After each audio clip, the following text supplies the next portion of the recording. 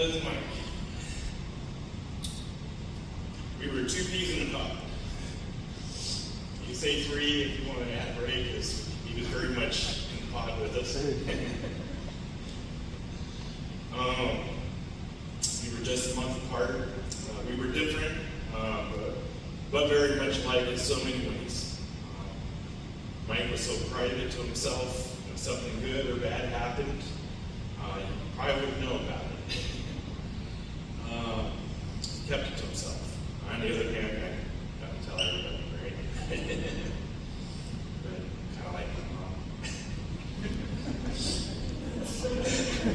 Mike and I had the best humor.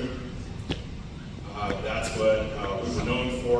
We created challenges before challenges were even a thing. Like, how to eat a sloppy Joe in 1 bite. Or eating a grapefruit in 1 bite, which I accidentally swallowed it, laughing at him, laughing at me. If you guys didn't know how Mike laughed, it was contagious. He was like a big bird, just flapping his wings and he laughed at me, pointing at you. So it was really funny. Something I'll never forget. The first sign of his humor was that I got to experience is when I lived with my Aunt Gloria and Uncle Sean. I was about 9 years old. My Uncle Brian and Aunt Gloria came up to visit. And I was bummed out because I was like, "Where's Mike?" And, "Oh, he stayed back in Arizona." And about 5 minutes later, he came riding his bike up the driveway. And I'm like, "What? I thought you left in Arizona." He goes, "Yeah, I followed my mom and dad on the bike. And you rode your bike in Arizona?" And I believed him. That's probably about 21 when I realized how far it really was.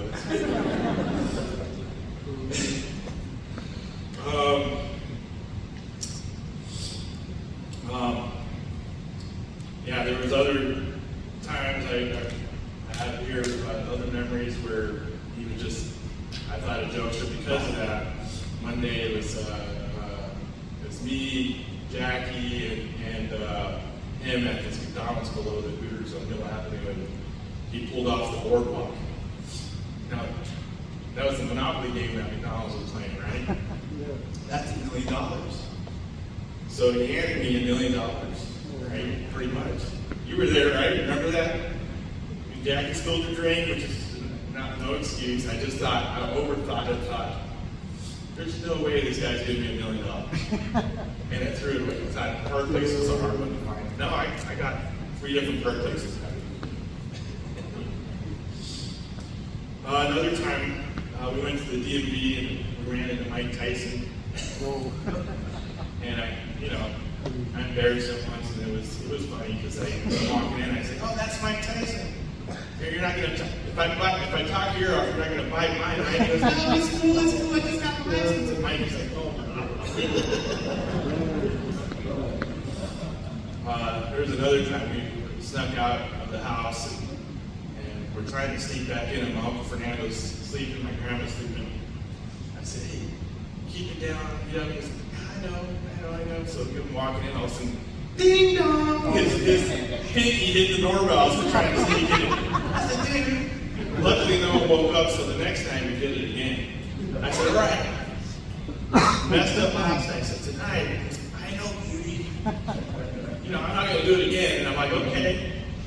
And we're sneaking in, and the door's creaking open, and all of a sudden, ding dong! And he just starts laughing like he does.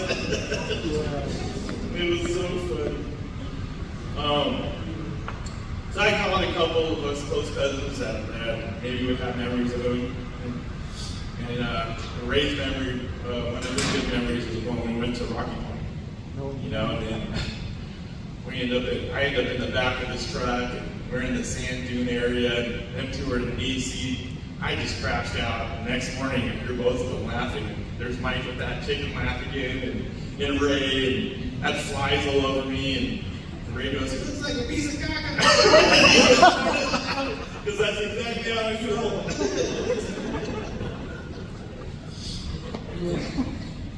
Yvonne remembers when he'd pick her up from school because of a girl that was cute. It was a friend of hers with green eyes. Her name was Nikita. So he'd go pick her up from school. He always had the cool trucks, as when we were younger growing up, so it was really fun. Yolanda would say, she remembers them recently, and these are recent memories after Aunt Gloria passed. He would go to her house every year for Thanksgiving because he loved good food. And that's the thing Mike loved, was good food. And good coffee. I mean, you would see the stuff he would do, it was like art, right?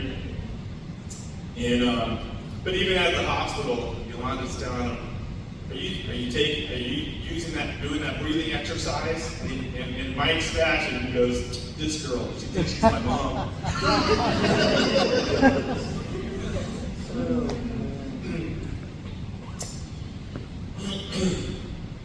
So my mom had a memory of him where I guess Yolanda sold her dining set, and Mike was going to help her. So my mom pulls up in this over-the-top giant U-Haul truck, and of course this little 4'11" lady pops out, ding, ding, ding, like a little flea. And he just starts laughing, and she goes, "What are you laughing at?" He goes, "You're just so little in a big truck." And my sister's memory, this is a good one.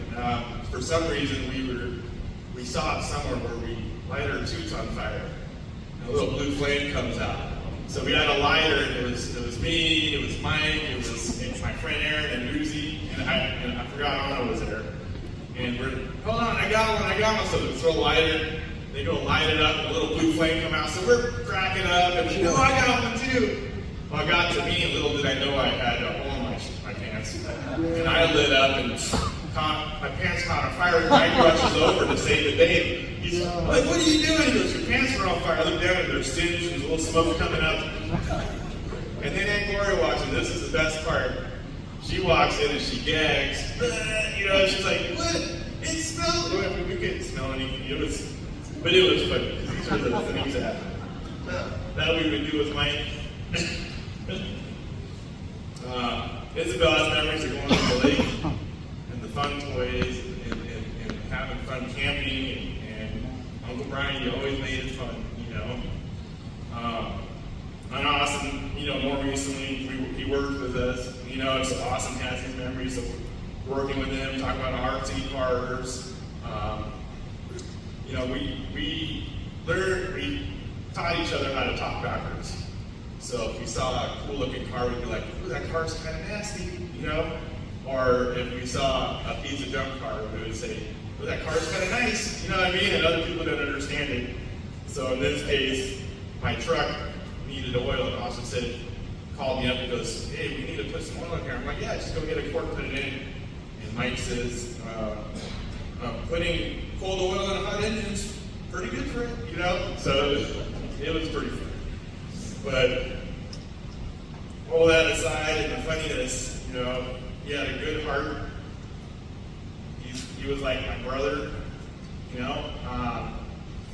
We were inseparable. It was one of those things when hanging out with Mike, the sky just seemed a little bluer.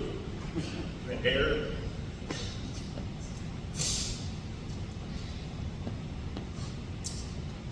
You could just smell the flowers a little better. I just felt a little more alive. And we would miss him the rest of my life. The one thing I can say is he loved you, Uncle, so much. He loved you so much.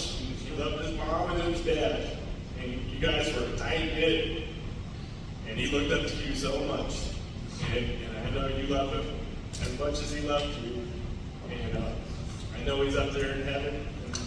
And the one thing Nana said, I need to write that part down, is, she prayed and she said, "I just want his mom to have open arms and receive him in heaven," And I believe that's exactly what happened. I was there, and I was blessed to be there when Albert Combs came in and prayed with him, and I just saw him speaking in tongues. So,